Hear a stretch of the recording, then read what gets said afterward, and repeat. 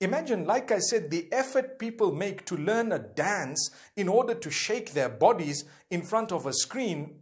And what do they say? Mimicking words of someone, the dirtiest and filthiest of words. And the challenges of today are such that people just have to challenge you to remove your pants. And it's gone. You do it because, subhanallah, a'udhu billah, you just want to live up to a challenge that was made to you by someone who's not even considered a moral person, who has any values, who stands for anything, who doesn't even believe in the hereafter. And Allah has challenged you to fulfill your 5 salah. You will never do that. Why? Because the people will not see it. Who's going to like all of that? Astaghfirullah. I hope that's not the case.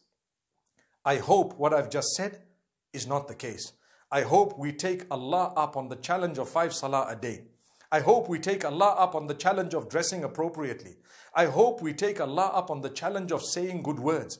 I hope we take Allah up on the challenge of developing your character and conduct, helping the elderly, being the best to your wife or your husband, your spouse, your children, your family members, your parents, your uncles, your aunts, your in-laws, your nephews, your nieces. I hope you take up the challenge of Allah about dhawil qurba, your relatives. I hope you take up the challenge of Allah about solving your problems and your disputes. I hope you take up the challenge of Allah about communicating with people in a good way, making them feel good. I hope you take up the challenge of Allah about smiling. These are the true challenges. I hope you take up the challenge of Allah about fulfilling the duties you have unto Him. Subhanallah. We've become people who need reminder upon reminder.